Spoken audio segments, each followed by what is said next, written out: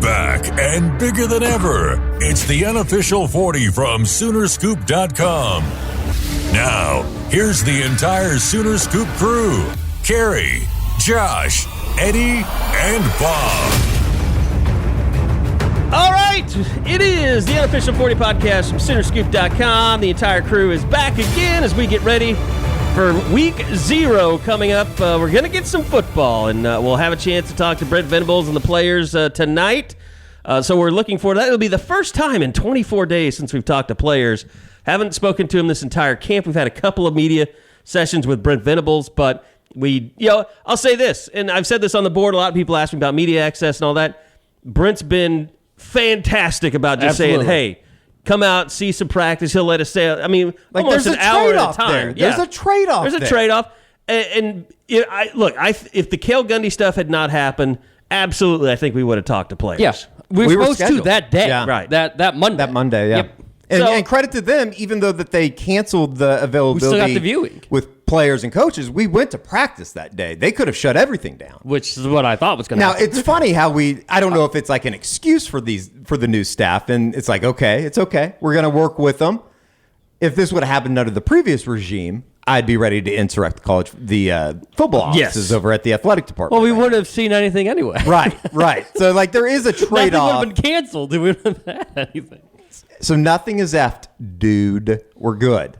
Yeah, nobody's upset. Today. I'm not calling anyone a psycho dick. I mean, just don't worry. Everything's It was copacetic. almost a full hour on Tuesday. Yeah, it was. It was not like 40 minutes. It was much closer to an hour. And it also is a good reminder that going and watching practice every day, if you do it every day, it's going to be boring because they're just doing drills.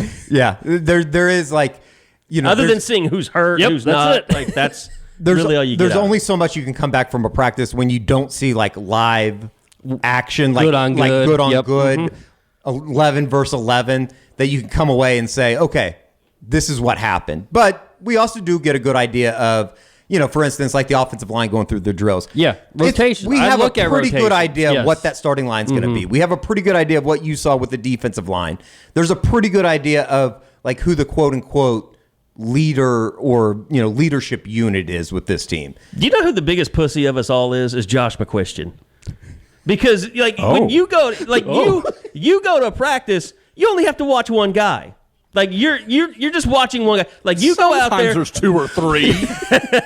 You have to go out there and you get to focus on this dude and you know what you're doing, and you're not like looking at 700 people at one time trying to decipher who looks good, who looks bad. Like we go in there, it's not blind because we know who the players are. Like like yesterday, or was it yesterday that we were out there? I guess Tuesday. I did that earlier. I was like, "What day is today?" God, but no, it's like I asked Bob, like, "Hey, who do you really need some pictures of? Like, who you focus on stories?"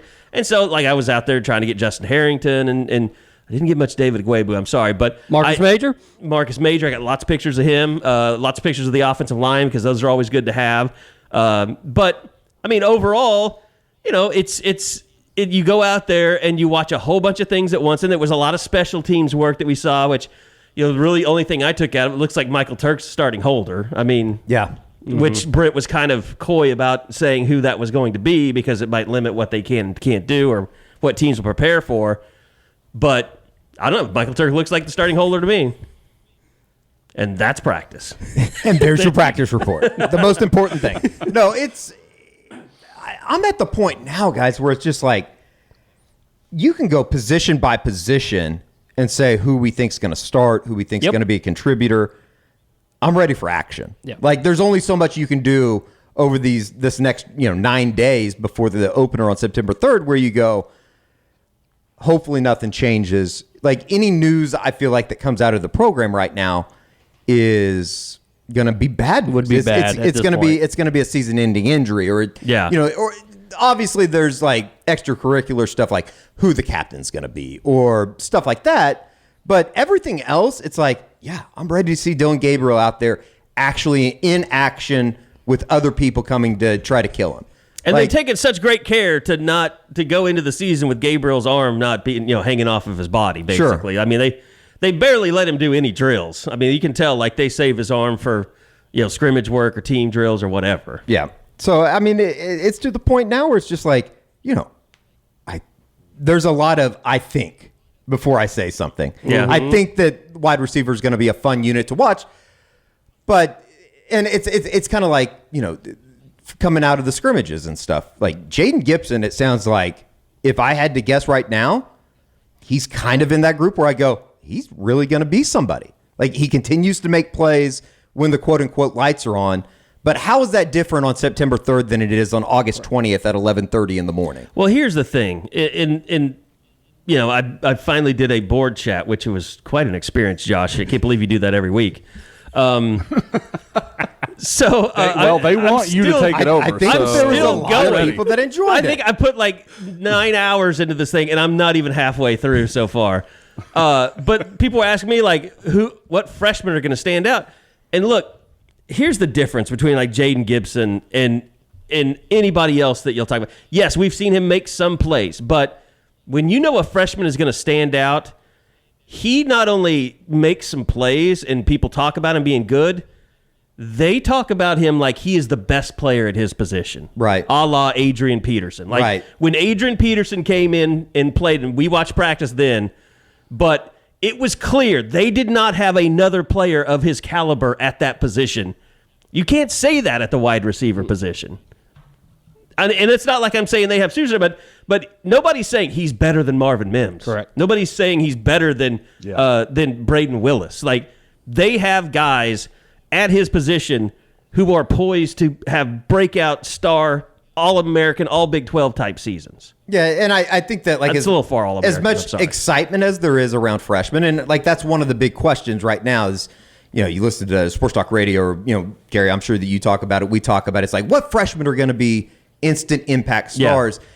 And I think that like there's a fan mind that goes, you want to list a bunch of guys. I want Jaren Kanak to play. Like, I want to see what he's doing out there. But there is also this thought that isn't as sexy to talk about. It's like, is that the best scenario for this team to be as good as they can if you have a bunch of freshmen playing out there? Because that means that's not a good thing. Yeah, right. That doesn't happen at Alabama. Right. Alabama doesn't have they don't have guys that come in and are like, oh, he's better than anybody else in our position. It has to be like Tommy Harris coming in 2000, and you're going, yes, you're coming off a national championship, but this guy is already better than anybody else we have, because the talent level had not built up yet on those teams. It was building, but you still had walk-ons winning starting jobs on those teams. I want to see Gentry Williams play a lot of football eventually. I want to see R. Mason Thomas play. There's a lot of buzz about him. Grayson Halton. But at the same time, I want to see Isaiah Coe and DJ Graham and Joshua Ellison and Jordan Kelly. Like, for this team to get to where I think where this team needs to be or wants to be, you want those upperclassmen to kind of take some ownership of this thing. And, I thought it was funny that we did the roundtable on the board or for Sooner Scoop, and it just, like, I say 11-2 or 10-2, and everybody's immediate reaction is, well, shit. Well, hey. That's disappointing. Yeah. When, I don't know, it's like the expectations for this thing, I think inside the Oklahoma bubble are obviously extremely really high. I just don't know if I can get to the point where I say, yeah, this team's going to go win for, really truly compete for a national title. And maybe we check back in a month and I'll be completely bought in. I'll have drank the Kool-Aid by then. But I think I know who it is to blame. Stewart Mandel has lowered your expectations. This motherfucker. Oh boy. I mean, there is a certain sense of, like, I think there's two ways to look at it. I think that, obviously you look at it on its face and you go 7-5, 5-4, and I can't even imagine what this town would look like. It would be burning to the stake. And then there's also like this like super big picture idea that I look at it and I take that in and I go, it's really kind of pathetic that somebody like a Stewart Mandel, who I think was pretty respected at one point, has now become a clickbait artist. Can I say that I actually respect how big a troll job that was? Because he's not only pissing off Texas fans more than anyone, because he predicted 2-7 for them in the Big 12, which they predicted Kansas to finish ahead of them. So that's the first part of his genius.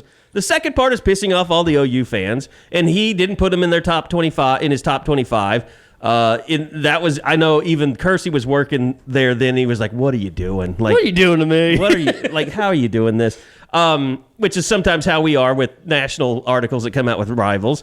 And then he is basically saying this conference is so shitty that a mediocre quarterback from Nebraska is going to come in and make the difference to bring Kansas State to a Big 12 championship. I believe it would be the first one since, well, you count the 2004 one, I guess, because they didn't win the conference, but they won the Big 12 championship.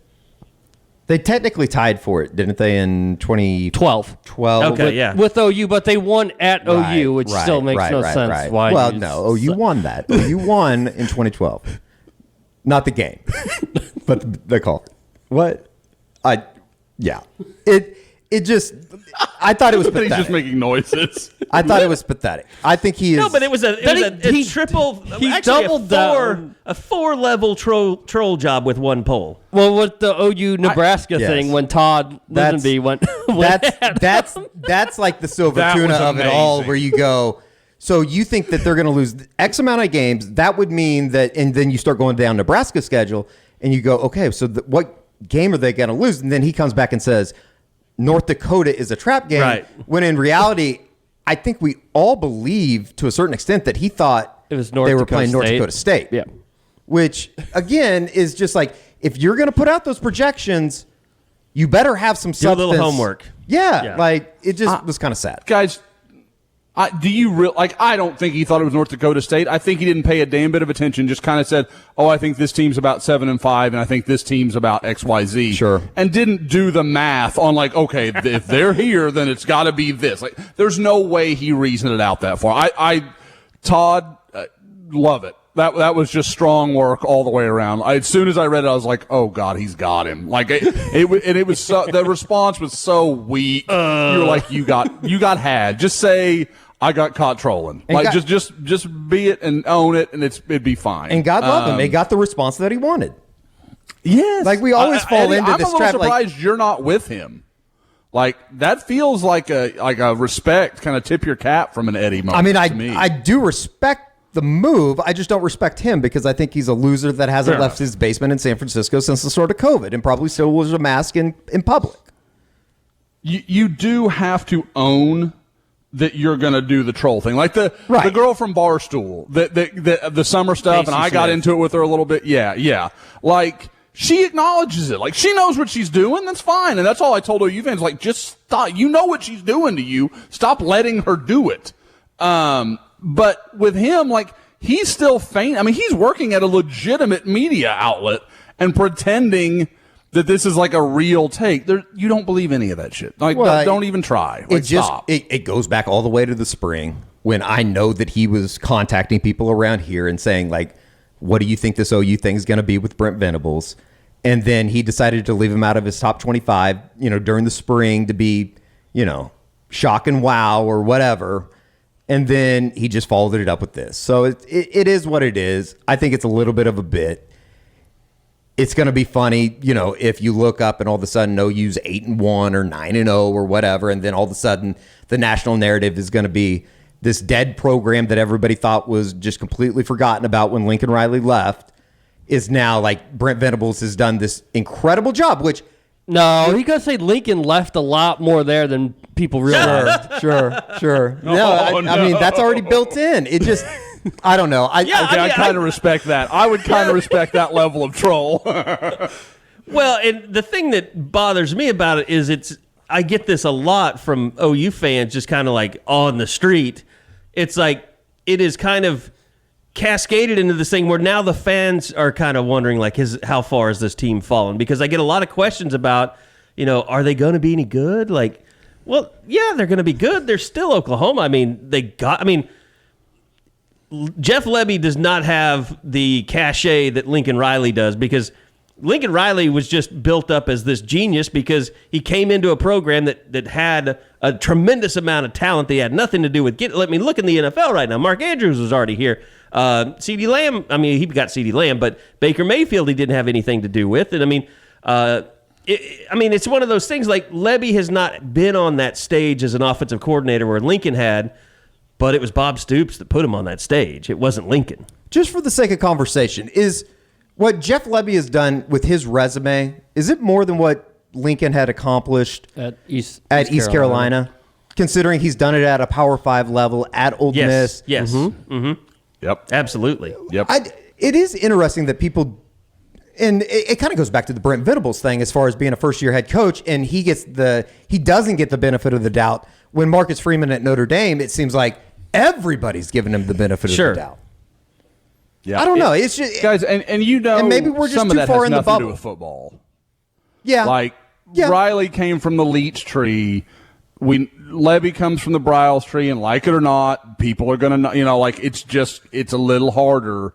And I think if he was from that Leach tree, he'd probably already be a head coach. We've talked about it on the pod. There was, when Lane Kiffin were those rumors of the NFL in the summer, or excuse me, in the spring, there was legitimate talk that Lebby would have been one of Ole Miss's first calls. They really were open to that idea. They loved him in Oxford. Let's face it.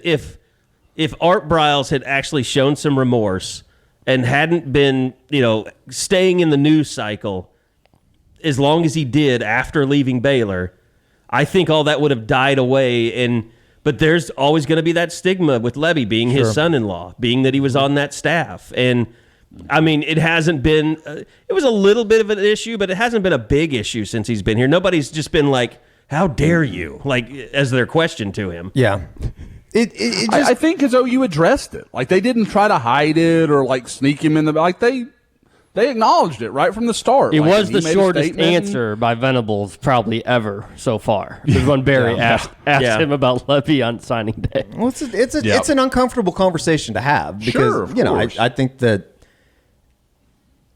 everybody around here loves Jeff. I'm not going to claim to know him or anything like that, but just from our limited viewing of him on the practice field as well as in the coach's room, it's that guy is going to 100%, no doubts about it, be a head coach in the next, I'll say 5 years just to throw a number out there. It could be sooner than that. I think it will be sooner than that. Mm-hmm. But at the end of the day, from where this thing was, if you would have asked me on November 29th or whatever that morning, what that Sunday morning was when Lincoln left and it seemed like the world was crashing in, every move that has happened since then, and we kind of hit on this in the roundtable, everything's been so good. They've been able to, quote unquote, fall back on Jeff Lebby. Are you kidding me? They've been able to fall back on Dylan Gabriel, a guy that's not only done it at somewhat the highest of levels. I know it was, G5, but they're going to be in the Big 12 soon. His body of or resume or his body of work is, out of all the quarterbacks that have been out there, and we talked about this morning, it's to think that he was hours away from going to class at UCLA, it's amazing that it's turned out like this. And now that we're 9 days out and a week away from the start of the season, it's exciting to a certain extent. I think that, just being a glass half full guy and just being negative all the time, there is this back of my mind. It's what if it doesn't work out? Just this whole thing. But I think that there's so many reasons to think that it will. I don't know. I'm excited to actually get it going, I guess, is kind of the way to wrap up that diatribe. I know it's going to be I don't know, Bob. I'm just thinking about going up into the press box Saturday and sitting there as the game's getting ready to start and thinking, it's crazy that we're finally here after everything that's happened. Yeah. And I think everybody in the stadium's going to feel kind of that same thing. Yeah, you hope there's a different energy. I mean, you heard them, preach it throughout the last several months, and you saw the spring game turnout. That's got to carry over. There can't be a dip, and we're going to find out because it's going to be hot as hell on that first. It might not be bad. The early projection right now, as of this morning, 78 degrees. What? High on September 3rd. Ooh. With rain? It's supposed to rain most of the next week. I think Oklahoma State's Thursday night opener might be affected by rain, but it's supposed to clear out by next weekend. Now, obviously, it's Oklahoma. That thing's going to change. But I think maybe you need to we need to replace whenever that pylon photo was taken on the Sooner Scoop Instagram account. You need to replace it with a new one. It's a new era. We could probably do that. We could do that. That pylon shot is probably going to be a little special for There you. is like a certain level of craziness, I feel like, that still hasn't hit me, that like Brent Venables is like, it's still not real to me that Brent Venables is the head coach at Oklahoma. I still Spring like, game didn't do it for you? No, I mean, it did, but it didn't. It didn't. He's standing in the backfield, still like act like a coordinator. I don't think it will hit me until that first sideline meltdown. Yes, I agree. 100% I definitely, But who's the get back coach, Eddie? I don't know. I think it might have to be Scott Kolak. I think Scott when might that question be just the no only longer guy that's has to big be enough. asked. That's when it's all real. Yeah. Yeah, I don't know if there's somebody big. I mean, Rufus? Ooh, that might be a control him. good. That's a good short list guy right there. Yeah. Need to see if his Twitter bio changes. Get back, coach. It could be. I mean, Curtis Lofton's a good. I mean, any of the Soul guys. Caleb Kelly. I don't know. Curtis How's that might knee be a little going? too How's rough. that knee working? Curtis might be a little too rough. Yeah. Might injure Brent. See, I wonder with both of them, like, Brent has been, quote unquote, their boss, like, most of their adult lives. Like, how would they not, like, I'm not sure if he was like, knock it off, and they're like, oh, okay, sure, yeah, run out there. Leave me alone. Be on the You hash, need it's fine. someone that is not afraid to get fired from a high-paying job. Mm-hmm. So no, but I guarantee you, my binoculars will be on Brent a lot in those first few series, just seeing what he's like on the sideline, and I'm sure the cameras will be all over him. Sure. Yep. No, it's and then like it just everything that is on the field. I don't know where you guys want to go with this, but like to a certain level, I think I'm more interested in just what the defense is going to be. I don't know if that's just almost in my mind because we kind of are familiar with the offensive names, and in the same way we are familiar with the defensive guys. I don't know what I'm trying to say. It's like I just think the expectation for the defense is so much more for Right. the first time in ages. right. So it's like, okay, what have these guys been able to fix in less than a year's time? Right. It's almost like I just trust, and I don't know, maybe it's because the defensive coaches is all a new set kind of, and I think the offense is going to be really, really good. Don't get me wrong. I think if you get like to halftime, and even though it's UTEP, and we'll get to know more about him this week in week 0, but if it's a shutout at halftime, I could see a standing ovation in the stadium for the defense as they go into the locker room. People will be crying. Yes. I might be I can think crying. of family members of mine that would be in tears. Like they would just be, it would be waterworks. Maybe it's And like because 3 and outs all over the place. Like, oh my God. Maybe it is because like defensively, they're going to move the sticks. Everybody knows that offensively they should be pretty good. Yep. Defensively, though, it's one of those things where those first couple tackles, it's like they can do this. I have one prediction that I know is rock solid, is that you are going to watch that defense, and the first thing that you realize about watching a Brent Venables defense is going to be, holy shit, they hit people, like Overwhelming they and knock suffocating. the shit out of people. Right. Yeah. Right. And they play reckless and Right. give up their bodies and will do anything to get a tackle. Like Right. that's what you're going to see, because that's what we see in practice. They're not going to be holding people up to try to strip the football. And I'm not like taking shots at anybody. It is what it is. It's a different mentality. Right. There's no candy being given out on the sidelines Right. with these guys. I There's think, Oxycontin again, because they're hurt. That's probably true. I think, and obviously we give OU fans, Actually, we give that's them a some bad hard joke. times. I'm sorry. That's But like they are a group that loves football, embraces what it is, like, and they know football to a large degree.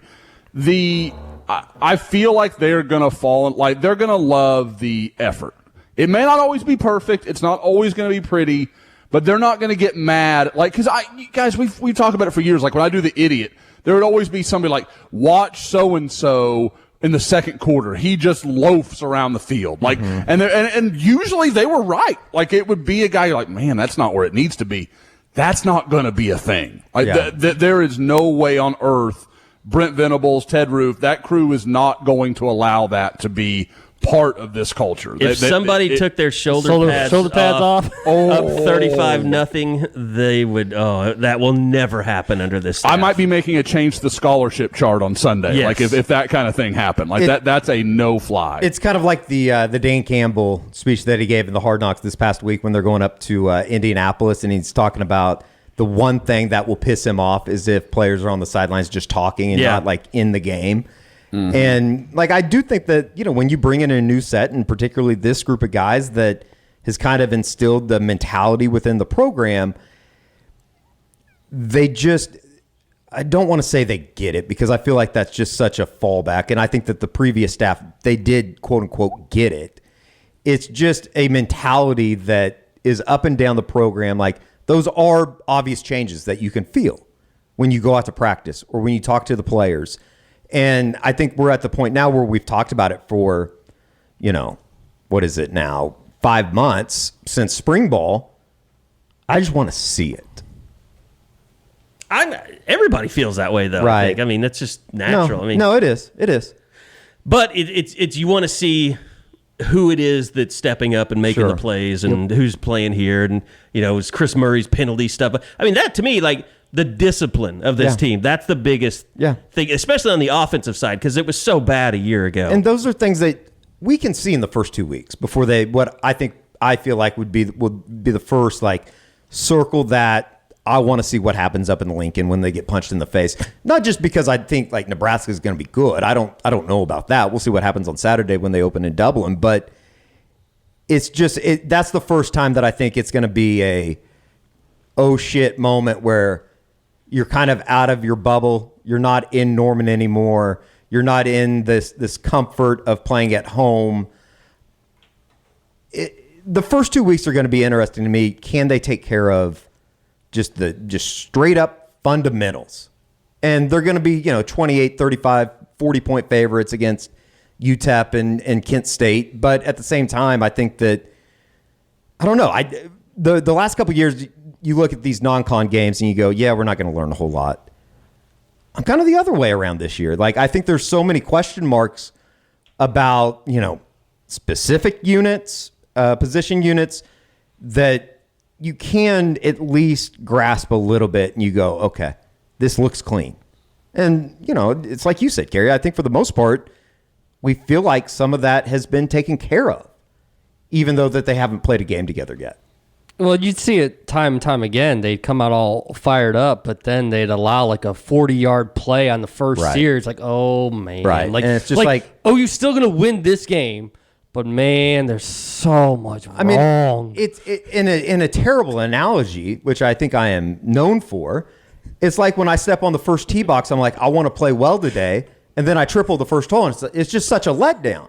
That's what it's been like over the last couple of years. Yeah, I mean, when's the last game you can remember OU playing where you just felt like, wow, that was not Western Carolina. That doesn't count. But like against a decent team where you felt like, wow, they really went out and played well from beginning. I mean, they to were end. up 37-14 in the opener last year against Tulane, and then But that counts. It counts. No, yeah, I mean that wasn't. But I'm saying for the first half, it felt like you went into halftime like, okay, like. But I mean, when the day is done and you're sitting in that press conference and you're like, God, I don't know what the hell to ask. Like everything was perfect. Like, what do you ask? Like, there's nothing to piss on. I mean, like, it's been a really long time since I've covered one of those games. Sure.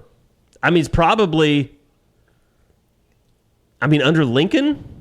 There are too many lulls. You'd have spurts of incredible play. There's always something. Yeah, there was always something with the momentum in the game, whether it was an offense, stalling or defense not being able to get off the field. Consistency to be inconsistent almost.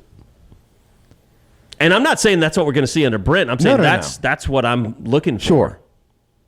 Like, I am kind of interested in, this, like, I don't know if it gets deep in the weeds, but, like, I know, like, the cheetah position, I think, is fascinating to see, like, and I think the prevailing thought is, like, Justin Harrington's going to come in when they want that fifth defensive back, and then it sounding more and more like Deshaun White's going to be the quote-unquote run stopper when they want to get big. How does all of this work in game? That's why, like, I know it'll never happen, but like a preseason for college football would be awesome because you'd be able to say, this is how this is going to look without really putting it out there that, these games are meaningful and they count. I'm just telling you right now, the first time Justin Harrington gets out there on the field, I'm going to be excited. Yeah. I mean, like Justin Harrington, Billy they Bowman, might have Key to Lawrence, take me all out out of on the the press field box at one time. Yeah, they might have to haul me out of the press box for being a homer. Because that is I'm just gonna be like, yeah. That is the big thing that you take away when you go and sit with the safety group at practice. It's like, shit, these guys are big. Like Key Lawrence he's a good looking guy. Yeah. Justin Harrington is a they haven't had guys. They've had guys. Justin Harrington's on the team. They just haven't played. Yeah. Or played where they're supposed to. Yeah, that's the thing. Like, it feels like these guys are where they're supposed to be for the first time. Instead of still trying to figure it out. I don't know how Billy Bowman wasn't ruined from last season. I just mentally just bouncing around and being put in one terrible spot after It another. probably says more about him personally, just as Yes. the future and projection of what he could be. Yes. The fact that he was able to get through that he wasn't ruined. Want to tell you guys about our good friends primeshrimp.com, PRIME shrimp.com. They are a New Orleans-based company. They ship several different varieties and flavors of shrimp directly to your door. They've got a lot of great flavors, French quarter Alfredo, garlic herb butter, Louisiana shrimp boil, their signature flavor of sauces, and a new sauce that I don't know. Josh has been on vacation, so he probably hadn't had a chance to try it yet. But the lemon and cracked pepper. If you're a lemon pepper fan, unlike Josh's wife, due to pregnancies, is not a fan of anything lemon pepper. But he is. I want to interrupt here for a second. Tiffany has said she is very interested to try this. She is going to let Prime Shrimp be the one that gets her back on the lemon pepper bus. So we are going to try it, and hopefully we will come back with good reviews. If not, we're just going to talk about how I feel about the lemon pepper shrimp. Yeah, and it's going to be fine. So, but absolutely, that I was shocked because I kind of made a joke about when we talked about it last time. She's like, no, I actually want to try it because she's had some of the other Prime Shrimp stuff, and we really liked it. So I think they have piqued her interest. And it's really simple, really easy. You just they send you the shrimp in the frozen pouch. And as we said, Josh's kids made a science experiment. And I've heard others have done the same with their kids. You unpack it, put it in the freezer, and then when you're ready, you just drop those shrimp pouches in boiling water. In under 10 minutes, you've got a full restaurant-quality meal. So no prep, no mess. PrimeShrimp.com, PRIME shrimp.com. Use your promo code SoonerScoop, and you'll get $20 off your first order. That's promo code SoonerScoop, $20 off your first order. So go check them out. Great friends of ours, primeshrimp.com. And they say this isn't a family program. Exactly.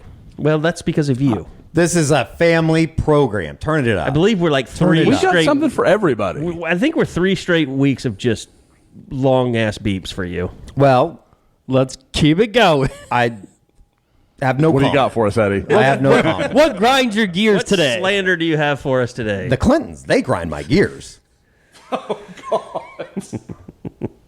Thank you for avoiding someone litigious. Now we're in great shape now. No problem.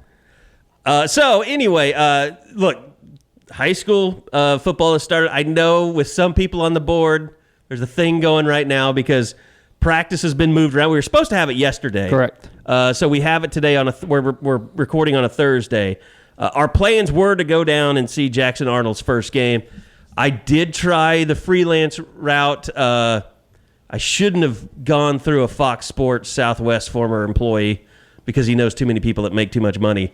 And I don't know, but I do think it's going to be streamed live. So that's the thing. It's like, are you really going to have trouble finding highlights of Jackson Arnold? Like, we're not, like, if we have a stringer go out and do it, he's not going to interview him after the game. And if he did, it wouldn't be a great interview. So we will get there. I mean, Josh will tell you, we have plans to see him many times this year. But because of the schedule, we're going to stay behind. We'll have players today. And it's going to be, like, we'll talk to Brent, and then we'll talk to the players, and they're going to be all over. It'll be down on the field. Correct. So it's kind of herding, trying to herd cats a little I bit. like it more, though. I did too. Because you're going to, there's going to be people that won't just sit around and just wait for them to come to you. You're going to have to be active tonight. And you could probably get a little bit more. Yep. Little one-on-one action if you wait it out. And the plan is to go see Jackson Arnold in the very, very near future. Yeah. Yeah. So, I mean, Look, we'd love. I mean, he's playing at Denton ISD, which for us is a really easy drive to It's get almost closer to drive down to Denton than it would be to go up to Owasso. It truly. absolutely is. It is. And easier, too. Yeah. Same for McAllister, which I'll be doing Friday. and easier to guys, go to like, Denton. the thing about this is that I like to talk about it in this medium because it's easier to express all that's like when we're talking about all this. It's not just about Jackson, like, oh, this is a season opener for Jackson Arnold and Peyton Bowen and Eli Bowen. Like, we get that there's several guys that OU fans are totally interested in. We are too. We want to get to see them. They're playing Rockwall Heath. There's no one there in that game that we have to see. So let's say Bob and Eddie wait a week and they go see him against Aledo next week. Ooh. Like, they get to see Devon Keys, a linebacker offer in the 2024 class. Or they can wait to Lancaster the week after that. Thursday. It's another home game in night. Denton. It's a Thursday game. See Corey and Gibson and several other Lancaster Tigers that absolutely have a chance to be OU recruits. You know, you go down the list, they're going to play he's going to play Michael Hawkins in Denton on October 20th, on a Thursday night game.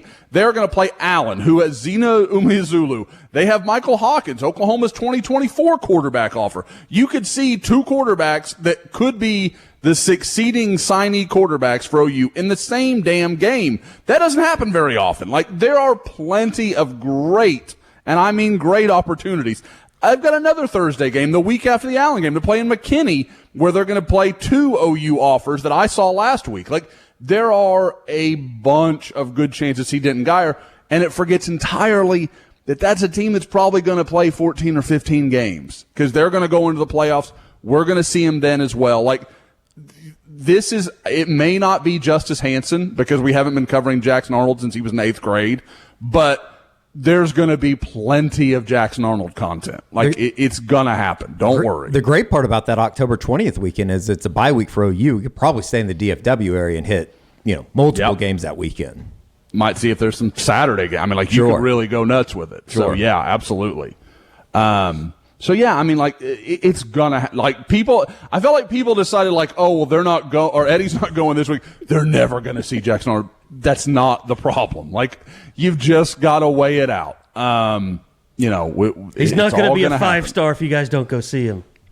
Yeah. Guys, I'm the recruiting guy. I would send Eddie every time I can, but I get it that we can only be one place at a time. And the fact that players haven't spoken in over 3 weeks, that just makes it the priority. If this was Jackson Arnold's last high school game, hey, we got to have a conversation. Like, I get it. No problem. This is week 1. We got all the time in the world. Well, and not to mention this it's actually week 0, isn't it? For them? Yeah, you're right. And not to mention that Denton Guyer's a team that it's almost expected that they're going to be playing into December. Yes. If into they signing aren't, day. If they're in Jerry World Past playing a signing day, football game, probably. we'll be there in the playoffs. The odds are Jackson Arnold will still be playing high school football when no one in the state of Oklahoma is playing high school football. Like that's how good that team is. That's the expectation. They're going to be, I mean, they're a top 4 or 5 team in the state of Texas. Like, they are excellent. Well, Josh, you know where we're going tonight. Where's Josh going? Well, guys, we mentioned this being a family affair. I'm gonna go watch. I'm seeing a Denton school tonight. I don't know why you guys can't hold up your end of the bargain, but I am seeing Denton Ryan going down south, down 35. They're going to be playing the New Braunfels Unicorns. And if you think that my girls don't want shirts of the New Braunfels Unicorns, you are sadly mistaken. So I will be supporting the New Braunfels athletic department this evening with multiple T-shirt purchases. But, going to go see Caleb Hicks, Oklahoma's running back commitment. Really, and I know he's not the sexiest name for some OU fans. I'm really excited. I've never seen Caleb Hicks before. I've never had a chance to watch because he didn't do really any 7-on stuff. He didn't do any camps. Like, he was just kind of a guy that just kind of, did his own thing this summer. And so I haven't had a chance to watch him. Really anxious to get a look at him. Like I said, going to just make the short drive over. Physical guy. I kind of want to see what the speed looks like. I want to see how he separates. And really the thing, again, as you see, I did the big Jeff Lebby, finally got around to finishing the Under the Hood, where I kind of went down and really watched that Jeff Lebby offense for a few games. I want to see how he fits that. He looks perfect for it based on what I've seen on tape and what I watched Jeff Lebby do at Ole Miss. And I went through Tennessee and Arkansas for the 2 games I watched. Note to self, picking games where Ole Miss scores roughly 80 points combined, not the most time-efficient use, but you got to see a lot of snaps.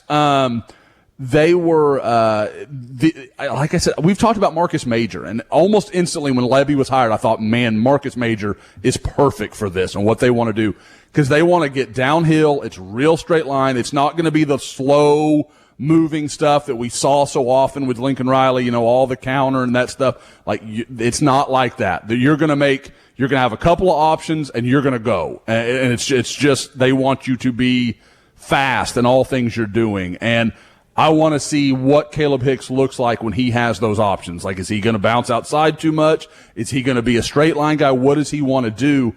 And like I said, I don't know as much about him as I usually do when I go see a player. So I'm very interested to kind of just size him up and get just a feel for his overall game.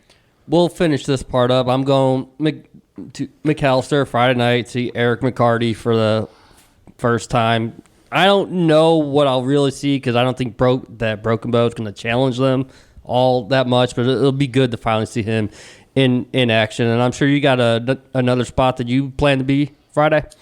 Yep, Friday night going to go see Rudder at Willis. For those that don't instantly put that together, that's DJ Lagway. Going to go get my first chance to see him in a game. Obviously, seen him in camp, seen him in practice settings up at Willis, but this is my first chance to watch him in a game, playing a Rudder team that, if I recall last year, I want to say they went a couple rounds deep in the playoffs. So, it's a decent test for him.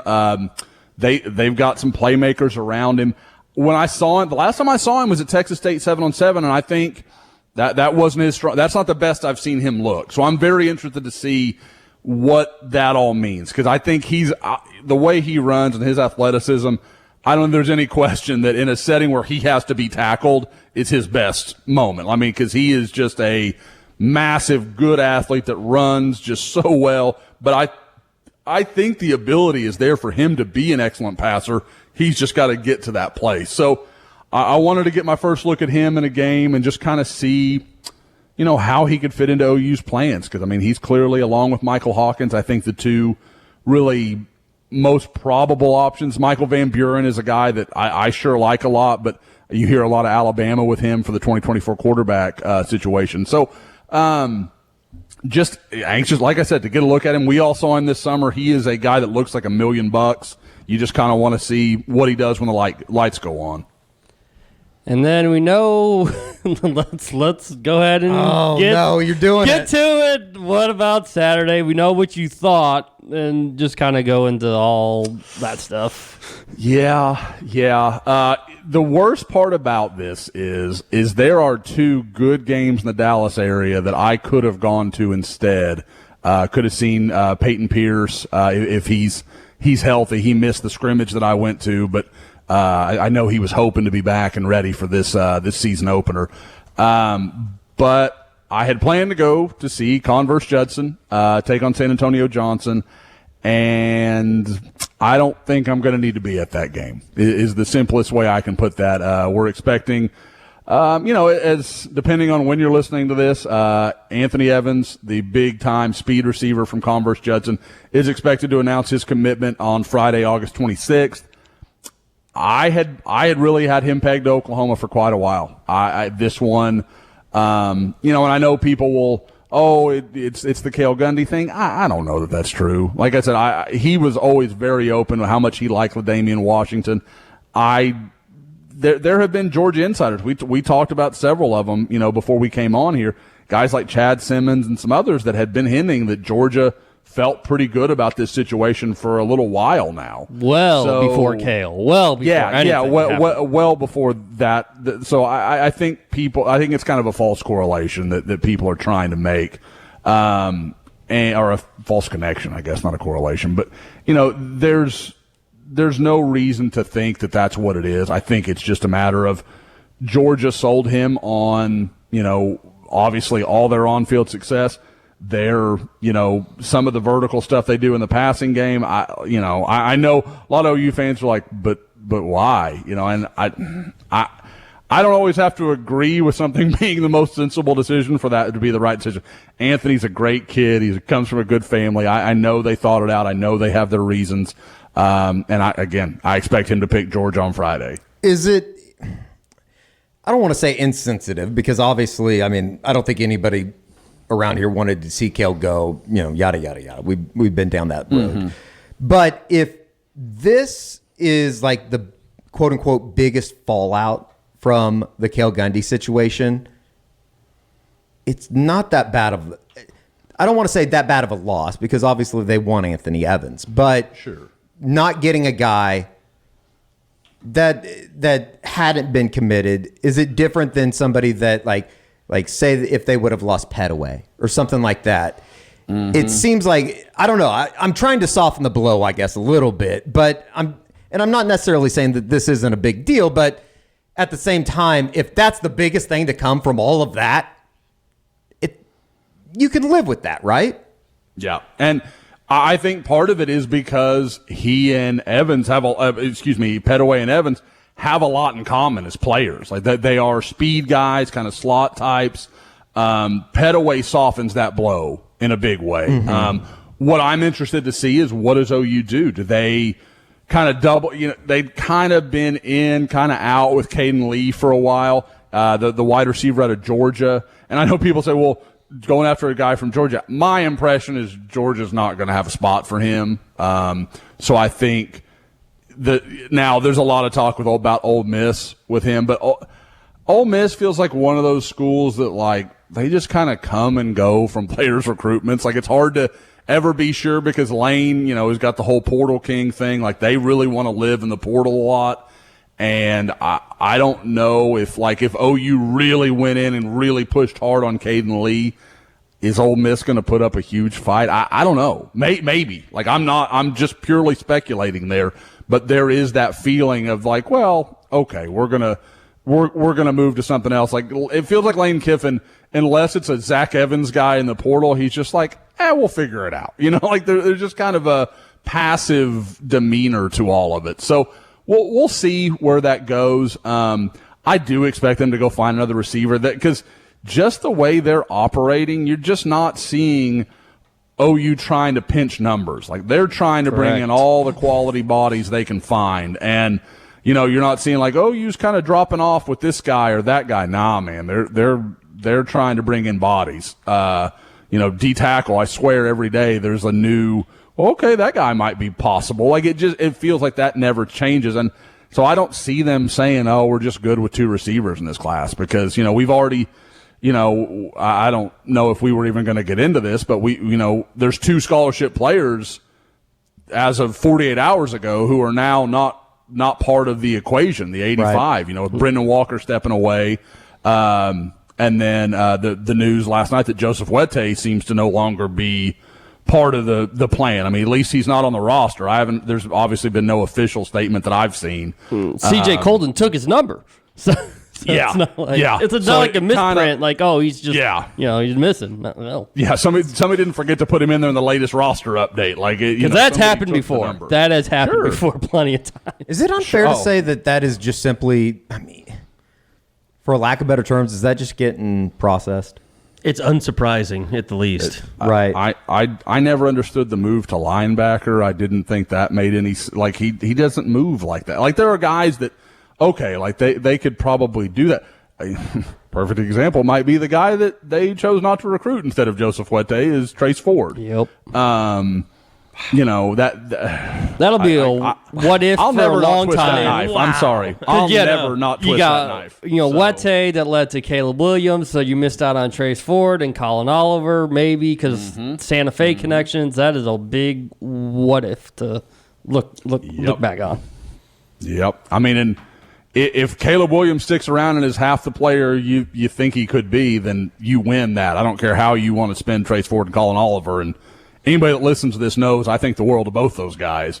Yeah, I keep thinking now you got nothing. It's it's going to be one of those things that never ends, and it's one of the, like, we know what happened. It was the brother, all that stuff, but every time Talon Shetron catches a ball this year, it's going to be, he was once committed to OU, and they missed out on him. But I'm really curious to see how he looks this year. I've heard that Tabor's going to get a little bit of a run because I think Blaine Green's going to be out for the season up there in Stillwater. There is a legitimate part of me that thinks this staff might have taken Tabry. Just because I think they would have not only like big, long, athletic guys, you can usually find a way to use somebody like that. Tabry was a better player than anybody ever wanted to give him credit for, and because it was easy to dismiss him. He's just, he's just his brother. That's the only reason. Tabry's a good player. I think we've talked about this before, and I think we've even talked about it on the pod, but Tabry Shetron was one of those guys that he got better every time that I saw him, or more impressive every time that I saw him, and he could easily be one of those guys that Oklahoma State's done a really good job of getting that particular guy in state where you go, every time I saw him, he was better. Like Trace Ford is a perfect example of somebody like that every time you saw him, he got better and better and better. Then all of a sudden you look up and it's like, oh shit, he's one of the best players in the league. Guys, I can remember when I was doing the state rankings that year for Trace Ford, I remember making them, and I think I put him number 2 or 3 in the state. And I think at that time he had a Memphis offer. And this isn't like tooting my own horn. This is just like, I loved his tape. I really liked it a lot. And when I remember watching it, and I literally, a head coach of a major program hit me up, a high school program in Oklahoma, and was like, what are you doing ranking this guy this high? We kicked him up and down the field. He was a 210-pound kid playing defensive tackle. Yeah, you kicked him up. Like, of course you did. He was playing wildly out of position, but it was the only thing they could do. They had to put him there because he was the best guy they had. But, like guys with that kind of twitch and move around like that those guys don't just come anywhere. And Trace is, but the other point with the Shetron stuff was I all think that family, like OU's, there would have been more value on the Shetrons and who they are and what they're about.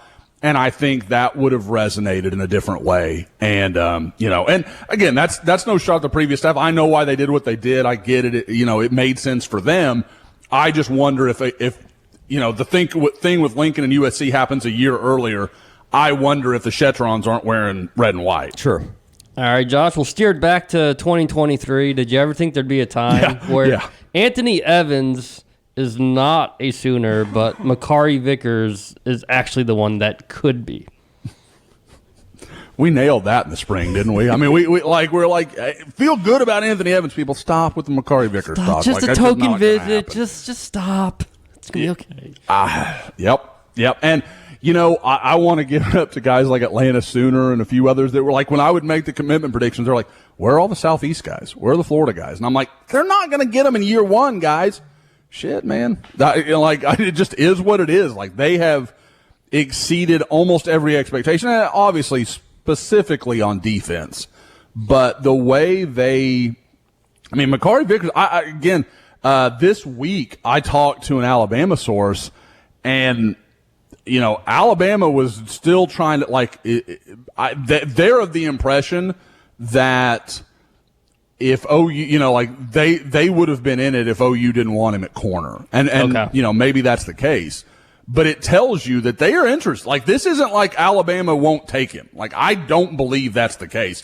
I don't know that it matters. I think Jay Valai did a really, really good job with Makari Vickers and his family and just selling them on everything. And again, that's the difference I see with this staff.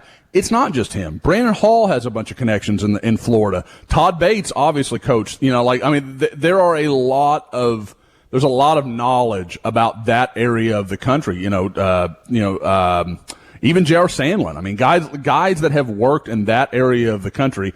And I know every time I talk to this, people are like, oh, Jacksonville State. It's not Florida. Like, I feel like you've got to always specify that. But there are guys that have recruited that area for a long time, and they know it well, and they know what matters to those families. Like, what are things that are going to resonate, and what do we need to make you feel good about here at Oklahoma? And I think they've hit a lot of those notes. And I mean, barring, again, much as I feel confident in Anthony Evans to Georgia, I feel similarly in Makari Vickers to Oklahoma. And if you would have told me I'm saying that 2 months ago, I never would have believed you. Just never. It's unbelievable the run they've made. To flip that on its head, to get a kid out of Tallahassee. I mean, you name the reasons they shouldn't be able to get him.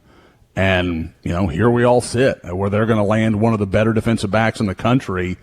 And, and guys, I think it's a big vindication for Jay Valai because, that was one of the things when he came in. I was talking to people at Texas and Alabama, and there was like, yeah, obviously he's got the NFL background and, he was a good college player and all these things. But there was like the doubt I heard. It was very much, he's a technician. He's a great coach.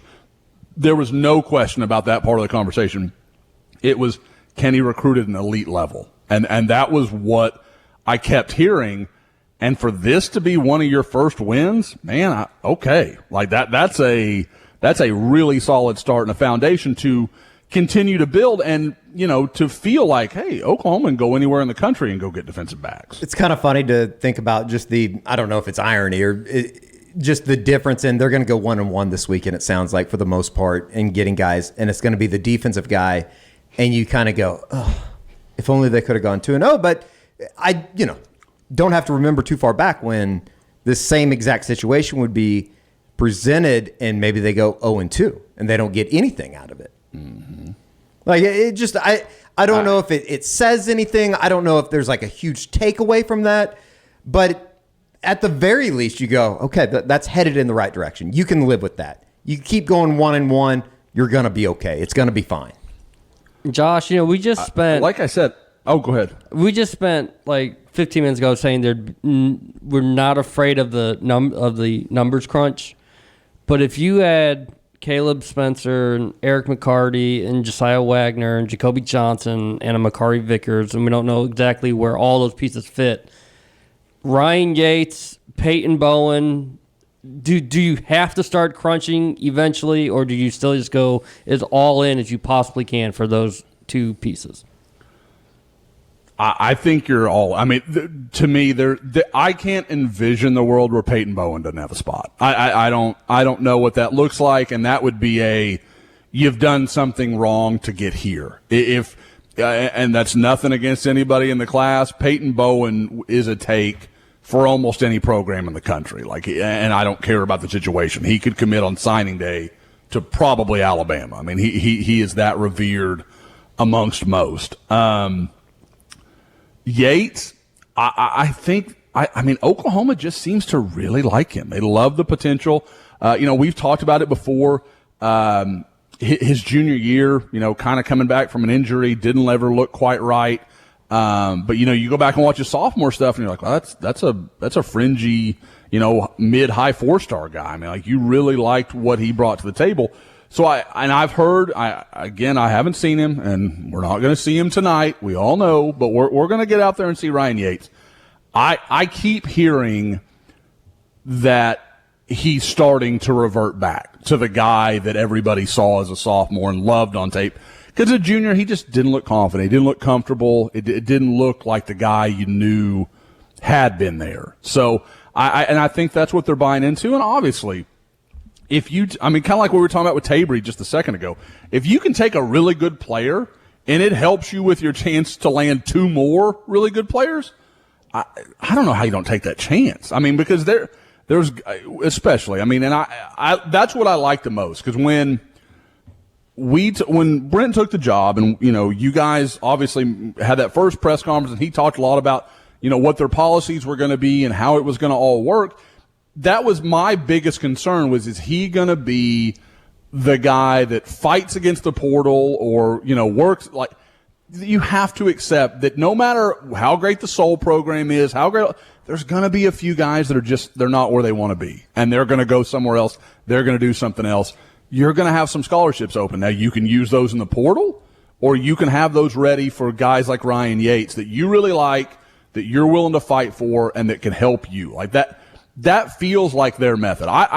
To me, the portal feels like a break glass and emergency situation for them. I don't think that's where they want to live. So if you get to take a few extra guys and then you see a guy like Joseph Wete leave or whatever and the door opens, then I hate to steal the Texas thing, but there's no breaks. Like, I don't see anything where you're like, yep, that looks like they're just cooling off on him. By the way, real quick, deadsoxy.com. Go check them out. DEADSOXY. They've got their team colorways, and you need them because the season's coming up. Get your Crimson 4-pack. They're on sale right now. 2 different packs for you to choose from. They got their OK Retro Casual socks. But also the no-shows. I mean, staple of everybody's sock game here at Sooner Scoop. So go check them out, deadsoxy.com. They'll even give you 25% off if you use that promo code SCOOP. Deadsoxy.com, as I said. If you're not interested in the team colorway stuff, all kinds of stuff for the boardroom collection. These socks stay up, too. I mean, they will not fall down on you. You're not going to have a bunch of droopy sock hanging around your ankles when you're out and about, and from the morning to the time you come home. They will stay up thanks to their patented silicone beads. So go check them out. Great supporters of the podcast, always have been. Deadsoxy.com, DEADSOXY. Use that promo code SCOOP, and you'll get 25% off your order. And as always, stay soxy. All right, back to the recruiting. Bob, take charge. Dang it, Josh! Is there anything left? I have a very generic question about the Sooner State rankings coming out that you released on Wednesday. I think everybody kind of knows or has a good idea about, the Bai Jobs of the world, the Cole Adams of the world. The list goes on and on of like the top players in the state. But is there anybody there were a couple guys that kind of caught my attention. Is there anybody that you go into the start of their senior season and you have on like a short list of, ooh, he might be a guy that OU sneaks in on late? Whether that be like the Taj McCoy at Putnam City? I've heard a lot of really good things about him.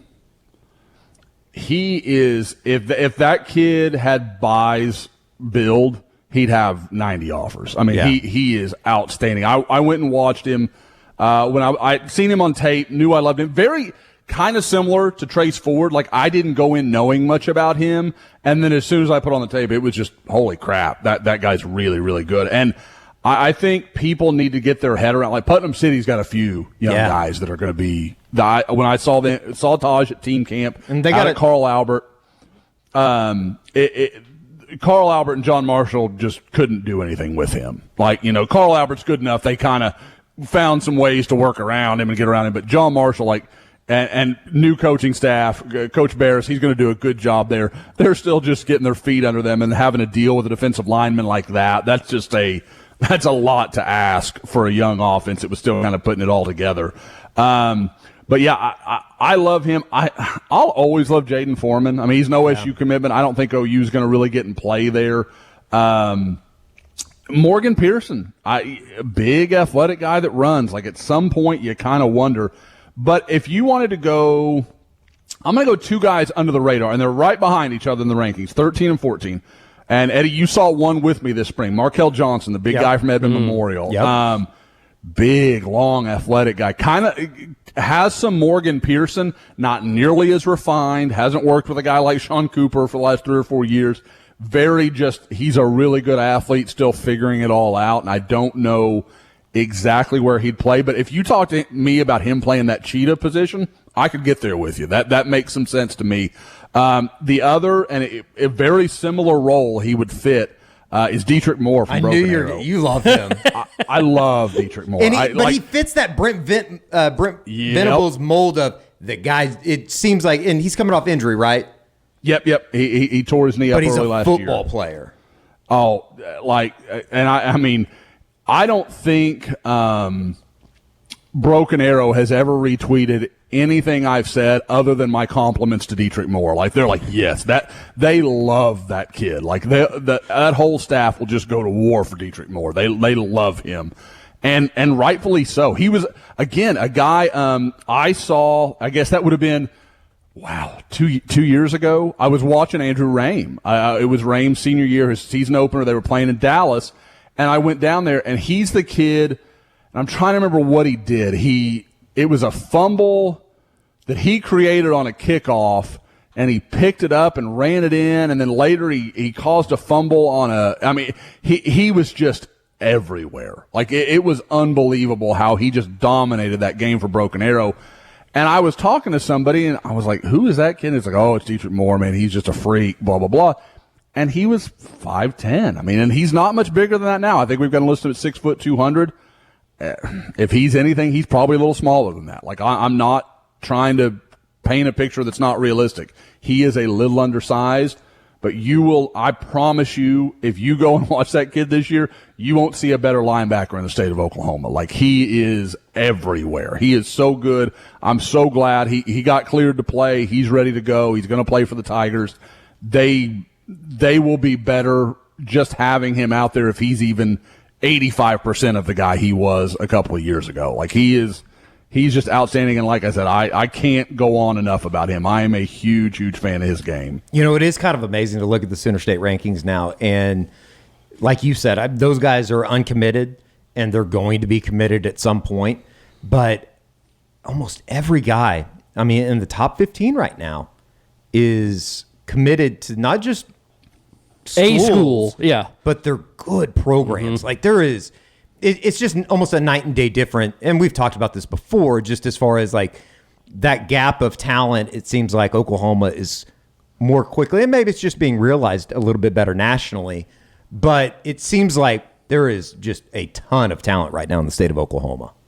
Guys, number 23 is a quarterback committed to a Big Ten program. Like, that doesn't happen. And again, I love Cal Swanson a lot. I've always been surprised he didn't get more attention. But 25 is Caden Jones, who's got multiple offers. Ricky Hunt at 26 at Millwood, outstanding player.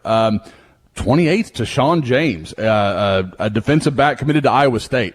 How often has Iowa State been wrong in the state of Oklahoma? Like, that gives me legitimate heartburn betting against Iowa State. Like, I'm like, I need to put him in the top 15 because he's probably going to be a two-time All-Big 12 guy, because that's just what they do. You got Emmanuel Crawford, the kid with the incredible story out of Grove. He's got several offers, and he's 31 in the state. I mean, it's not the top-heavy year that we've had a couple of times. Like, don't get me wrong, there's good Luke Haas, Cole Adams, Jacoby, a lot of good players. There's not those guys like what may be in 2024 with Okoye, Xadavian Sims, and then, depending on what David Stone does as far as IMG or returning home or whatever he's going to do, there's a little more star power there, but the depth from like 15 to 30 is really good this year in Oklahoma, and you're going to have multiple guys in that range signing Power 5 scholarships. It's exciting. I mean, just from a standpoint of being able to go get some of these guys on Friday nights, it's exciting.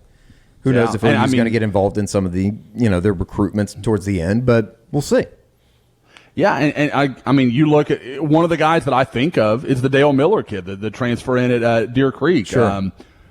We're going to go see him, and he's, frankly, I mean, like, I'm interested to see him, but I like the kid a lot.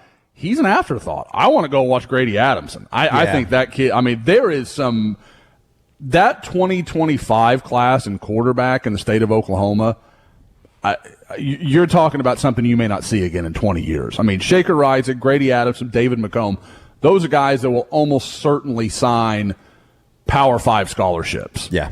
At quarterback in the state of Oklahoma. That does not happen. And in the case of Adamson and Reisig, I mean, you might be talking really up the food chain type schools. Like, it wouldn't shock me at all. I know I was sitting there the day, North Carolina, who Dale Miller is actually committed to, he was there the day I was watching Adamson in spring practice, and I know they were super impressed with him.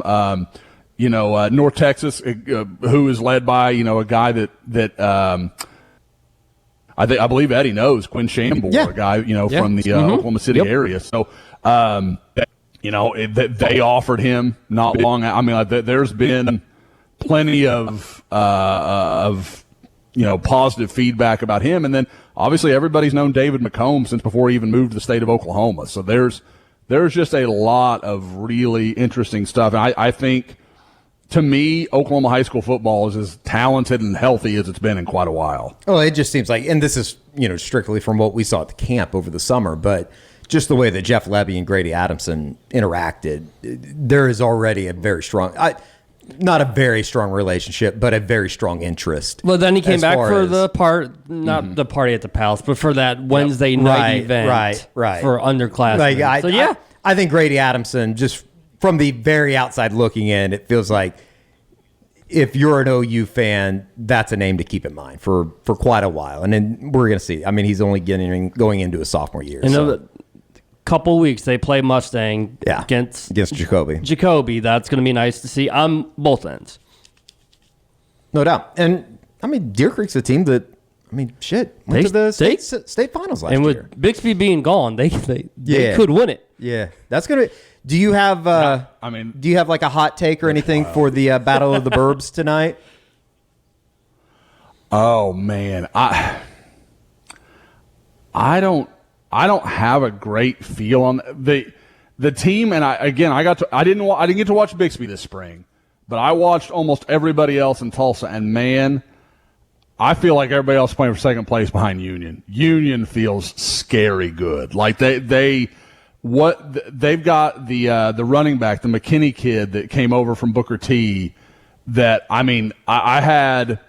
Following the Union preview, and I know this has nothing to do with the direct question you asked me, but I had two different coaches from other high schools that were there hit me up and are like, where do you have this guy in your ranking? I literally went back and changed it because I was like, I got to move him in. Like he was at I think 33 because I had seen him before and I liked him. I saw him at the Owasso team camp in the spring, but people are talking about him like he's going to go for 2,500 yards at Union. Like they are in love with what he's doing. And Jeremy Smith, former Oklahoma State running back, he's a running backs coach there at Union. He knows what he's looking at, and he swears by this kid. Yeah. So I think Union's going to be outstanding. But as far as this one, part of me just wants to bet on Bixby because of the consistency. Owasso last year, it felt like there was this movement, like they were going to become the team.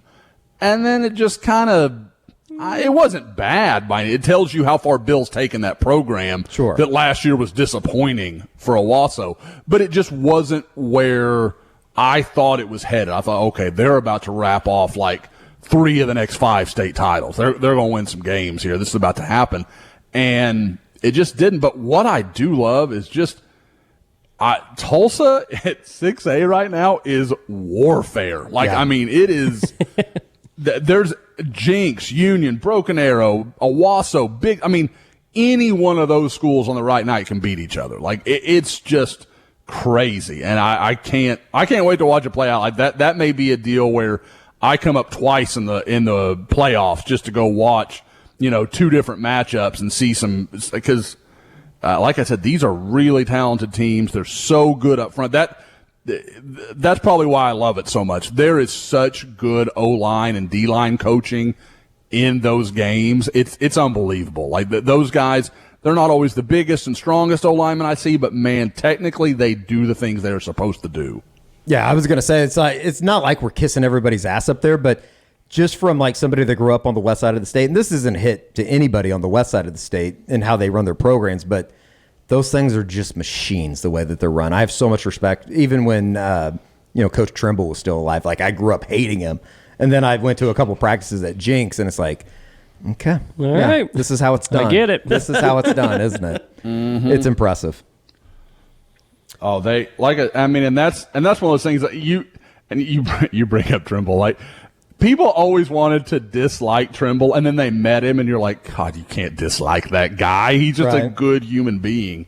I did want to look. We were talking about Grady Adamson. It got me interested. Mm-hmm. If Oklahoma, because I agree, if there was one of the 3 I was going to bet on that Jeff Lebby might, throw his hat in the ring at some point and offer. And again, I'm not saying that's coming or anything like that. It just I think it's possible down the road.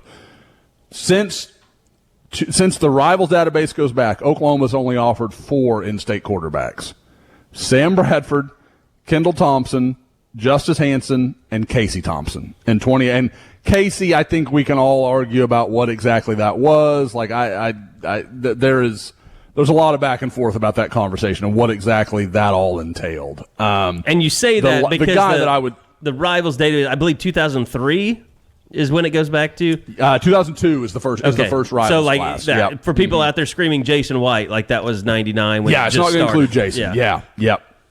Absolutely true. So there was a Rivals in 99. He's not going to be in there either. So it's not the same one. Yeah, it's not part of the network. It's not tied into what we've done.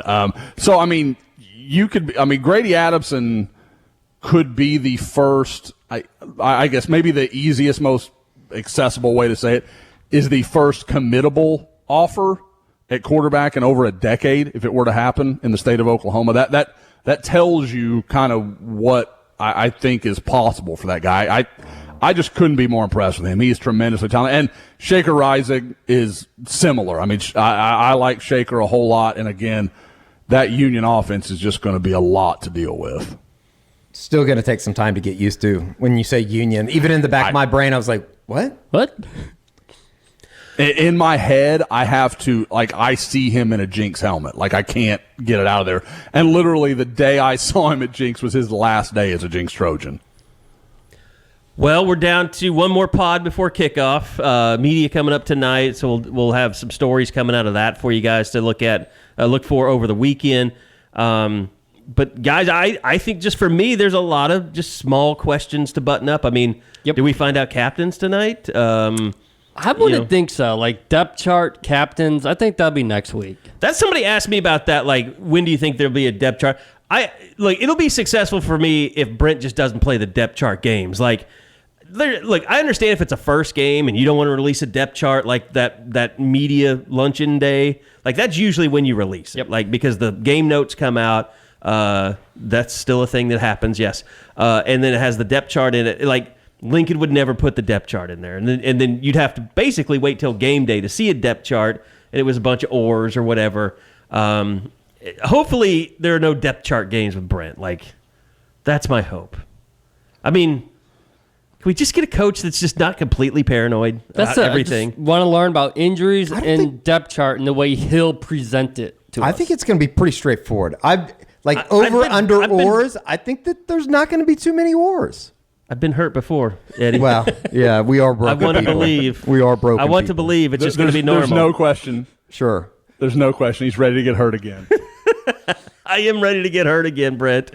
No, but I mean, in something else, somebody else asked me that I think we're not going to know till the first game, but how aggressive are they going to be on special teams? Because people got sick of the Lincoln Riley just don't screw up. Just fair catch everything. Kickoffs and punts. Yeah. That's number 3 for me behind physicality and toughness of this camp is just the daily focus on special teams. And we've seen it when we've been out at practice. Well, that's Braden Hull's forte, and I mean, you see him Jay out Nunez, there. I mean, that's his deal. Yeah. And Brent, I mean, he was always a special teams coach when he was coming up. So, well, I think he understands that. I don't know if you could necessarily. I mean, I guess maybe you look at the drop punt by Eric Gray last year in the Bedlam game. Did that shift momentum? But even in the reverse side of that, the Brandon Presley kickoff return, that completely changed the narrative of that game in the Bedlam. So, I mean, special teams, it's usually one of those deals. It doesn't get you beat until it does get you beat. And I know for a fact that this staff has really taken to heart a focus on it and it truly being important, not just going through the motions out there. Well, and it could be really cool during the season because we're going to have offensive, defensive coordinators on Monday. Then we'll have players that evening. Then on Tuesday, we'll have Brent. Then we'll have players on that evening. And with everything we've been through with COVID and Zoom calls, I've kind of forgotten what that's like. I mean, that's a nice, I think, for the fans to get information, and to have a lot of stories written and stuff for you to read and consume. I think it's going to be a good year, the best we've seen in a long time. Finally get a chance to know these guys again. Yeah. After 2 straight years of talk to them on a computer screen. No doubt about it. That's you over. didn't feel a lot of warmth coming through your PC there? There's no follow-ups. There's no banter. Sometimes you veer in a different direction. You have some fun. You couldn't do that. It just had to be all business. There's just we only have 7 minutes with this guy. We've got to get it done. There's questions that just can't be asked on a Zoom. that you could ask in person. Yeah. Like, it is what it is. Even though, as I reported, COVID's been over for 2 years. So, tell that to Novak Djokovic so he can play. Well, don't get me started. Yeah. No. I'm right there with you. That's I shouldn't just have ridiculous. It's ridiculous. It's New York. So, yeah, I mean, a lot of questions to be answered. You know, physicality, as you said, of the offensive line in particular, I think is something that everybody wants to know about. But we're just a week away. Yeah, it's just one of those things. Like, I think that we all four feel like, Marcus Major has had a great preseason. But there's only so much you can say about, like, I've heard this or I've heard that until you get to next Saturday and he breaks off a 15-yard run or something. Yeah, at this point, it's just, hey, will you tell me a bunch of bullshit so I feel like better about this team? Just make stuff up. I can, yeah. I mean, we could all do it, but I'm just going to tell you. But then wait I'd till be the lying to game myself. starts. Yeah, wait till the game starts. Like, I want to sit here and say that Clayton Smith's going to be, like, an All-American by the end of the season, but I can't see him being past third string. I watched him in practice, and he looks beautiful. He There's looks nothing wrong good, with that. but it's not like he's the leader in every drill, Bingo. and he's like fifth and sixth in line, and it's like he doesn't act like a guy that is fighting for a starting Bingo. job, Yep. or even a lot of playing time. So Things are coming together, but with Jonah Laulu, Stripling, Grimes, Downs. Did we talk about it here? That's the number one. Jonah Laulu is the guy that I feel like we just haven't. Nobody said and anything. Jeffrey Johnson to some extent as well. I think it's kind of a known of what you're getting with Jeffrey Johnson. He's going to be in the You've seen him starting play, lineup. yeah. He's going to be a guy that he's going to be a big part of the defense. But like one of the big takeaways I've come out of this last month is I've been surprised that we haven't talked about, and maybe this is because we haven't put talked Trey to players. Morrison in that too. We haven't talked about that group of transfer guys as much as I thought we would, whether it be Trey Morrison, CJ Colton, Connie Walker, maybe a little unfair because he's been banged up. And he was just a true freshman. Sure. You weren't expecting him to jump in. CJ Colton and Trey Morrison, Morrison, both guys that yes. when they signed up, you go, oh, those guys, not only are they transferring in, but they have experience. They've played 2 or 3 years. Trey Morrison started at 3 different positions for North Carolina over the last 3 years. How does he figure into this? Those are my questions going into Saturday. Guys, next week we'll wrap up the Fearless 20. It'll be the last of the 5 predictions. I'm going to need you guys either to pick a few of those that you just hate or a few of your own that you're like a hill you're going to die on with this team. Like I hate to tell you this, believe. but the worse your fearless forecast is, the better it makes me feel. So I'm not helping you at all. No. I mean, they're locked in. I can't. There's no changing it now. They are. What I'm saying is, I'm not going to tell you to change one if I see it and I think, God, what a stupid fearless prediction. Well, by the time we talk again next week, unless next week is the 2-pod week, it'll be out. It'll roll Monday morning. So throw stuff out there that's not. Hey, you threw it out there. I said there's no timeline, but you're saying you're throwing what you just said. Now everybody's going to go to the board and say you said there were going to be 2 pods next week. I don't think. Do we need fake Josh to come back and post another woke? Oh God! That was sound. That was well done. Truly somebody was like, "Why did it get deleted?" I'm like, "It was funny, man. I just didn't want the confusion." Like people were like, "It would have been there too." No. Josh, I read it. 100%. I read it and thought I literally my first thought was I thought they got back at 4. Why didn't he say anything about being caught up at the airport? That was. Like I said, I didn't, and Bob, I didn't even know about it because we got back last night. I mean, we're picking up kids, and we're picking up dogs, and we're just getting life somewhat back in order. And you sent it, and I was like, oh God! And so I was like, let's not do that. I was the fun police. Yeah. Sorry, people. No. Whoever did it, no hard feelings. You can come up, own it. We will have no beef. It was funny. It was just one of those things where, it was almost too well done because then everybody was like, well, Josh, you told us last week. And, I mean, we all know I live my life in something of general confusion. And I'd have been like, did I say that? And it would have turned into, I would have believed what someone else reported on my behalf. I thought Colton Bostic was about to be bombarded by OU fans. That's what I thought was going to happen. And that's probably the big that was where I was like, oh, okay, because OU looks good with McCarty, Vicker. Okay, fine. Like whatever. But then it started taking some turns. I was like, no, let's not, because there's nothing a kid living in the Austin area wants less. Because I've never had a kid shoot down a rumor more emphatically than Colton did. He was like, "Nah, I'm good. I'm all set." And the Texas rumors, they're going to be there all season. Like, people just strap your hats on. I don't think there's anything to it. I know there's been a lot of, obviously the talk about his dad and the connection to university. I don't know the best way to say this, but I'm just going to say, if you say something on the Crimson Corner, there's a possibility his dad could read it. Like, we're just going to, put that out in the universe. So, it's just one of those things. Like, Look, there's the Crimson Corner is madness. I had a lady text me. She had my number from the Isaiah stuff. This is good. She texted me, and it was a long text, and she was imploring me to help her somehow get in line to be on Smash's newsletter. And I had to tell her that it didn't exist, and that he moved it to Patreon. Stop it. So, and here's the one thing I said, Smash, if you're listening, here's one thing I'm going to tell you, and any of your cronies, don't take this stuff to PM and try and convince it, because then it becomes like, I'm sending the FBI in, or the CIA, or whoever. Like, leave it on. It's a joke on the board. Leave it there for the noobs.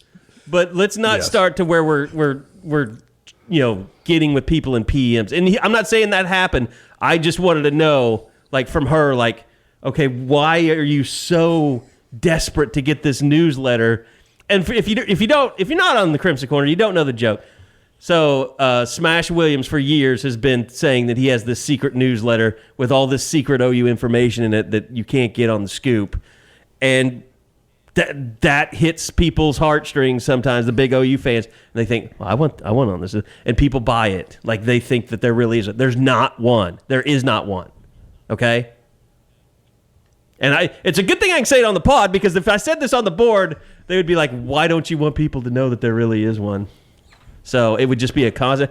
No, don't. There's nothing I can do to get you a secret newsletter full of information that if we had it, we would put it on the board, okay? So just no. But based on the latest information, I do want to follow up. There's no reason this team can't go 12-0 and win every game 50-0. Okay. Based off all the information that is coming into the newsletter command center right now.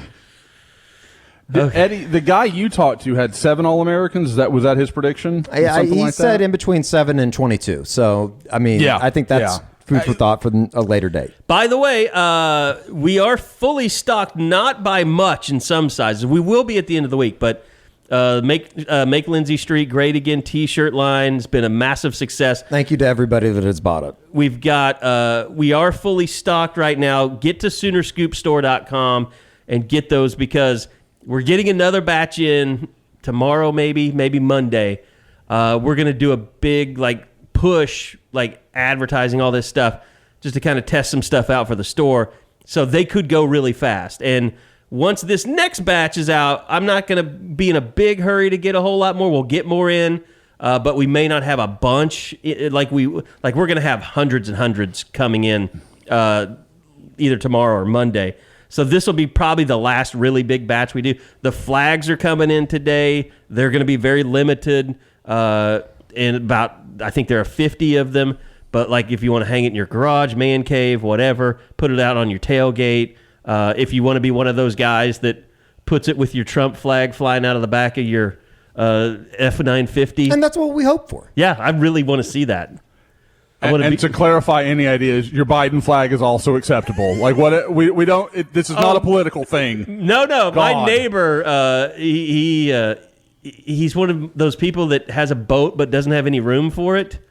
And he flew in my neighborhood on top of his boat a Joe Biden giant flag. Who is that? Huh? Joe Biden? Okay. I haven't heard that name. I haven't seen the guy in a while. I know. I just know there had been some chatter. It's a joke, people. I can legitimately say it never crossed my mind when we came up with that slogan, or when you guys came up with it. I saw it. It didn't occur to me. On a serious note, though, I have talked to people like over the last week and a half since the fallout of the premium announcement tailgate. or whatever. People within the athletic department have heard what everybody Your voice wants. is being heard. They know that tailgating has to be better in Norman. How they get to that point, I have no idea how it's going to happen, but it's not falling on deaf ears. I know that for a fact. And I do want to say, and I think, I can't remember where I heard, but it is an important point to remember. From everything I'm hearing, this has nothing to do with the athletic department. This is not an athletic department decision. Yeah. This is not somebody expressly kind of, I guess not express. It's not the athletic department. No. It's not their sole choice or anything like that. They're not zoning anything. That's not how this works. I have fingers crossed that my good friend Joe Harris will take care of this issue at some point in the near future. Well, maybe not this year, but it's a work in progress. I think that's the best thing that you can say. Keep the pressure on. Yeah. Do not stop people. Buy the shirt. Because it is going to be embarrassing when they get to the SEC and, our friends from Athens come next year even possibly. And it's like, this is what your atmosphere game day is. But at the same time, I also know Oklahoma fans well enough. I think that it's going to be a good atmosphere. And I think it's going to be a great atmosphere on Saturday for UTEP. I will say this, and I had a good friend text me about this, and we have to admit this as much as anything. We really don't know shit about the game day atmosphere at OU because our game day atmosphere is walking from the parking lot to the press box. We do, but we don't, but we do. Because his point was, look, if you go over to ASP, it's a fantastic pregame atmosphere. Sure. And it is. We're here on ASP. It's going to be nuts. We can't even get in here. We can't park over here because it's so crazy. The people that are enjoying it do enjoy it. It's not like it sucks. It's not like that pre-gaming is terrible at Oklahoma. It's just, for people that grew up in a certain era, having Lindsay was a great experience. And we used to have a tailgate over there. Sooner Scoop did. Gernansky ran it for us, did a fantastic job.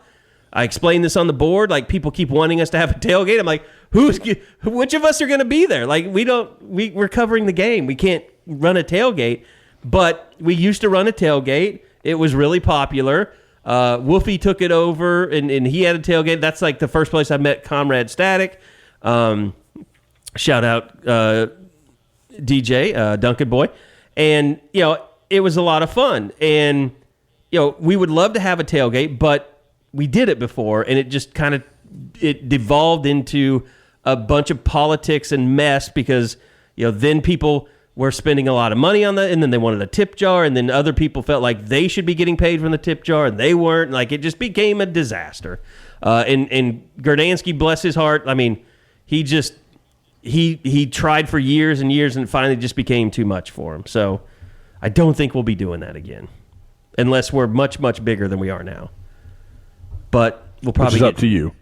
Well, let's get it going, people. Get it going, people. Say that. So you thought I was talking to you. I'm motivating. The man is after us. I don't know how big we can get. Shutting us down. We're definitely the bad boy podcast out there. There's no question. All right. That's going to do it. Next week is the final week of off season. Thank God. And then we'll be into the season. Hopefully they don't play like shit because that'll make it worse. But I don't think they will. It's going to be exciting. Looking forward to talking to everybody today and then next week as we prepare for the season opener. It's finally almost here. And we're going to be there every step of the way with you guys. So looking forward to it. Thank you for listening. SoonerScoopStore.com. Go check it out. Buy up those Lindsay Street shirts. Flags will be in there this weekend as well. There's a hiccup. And we'll see you guys back here again next week for another edition of the Unofficial 40 Podcast from SoonerScoop.com.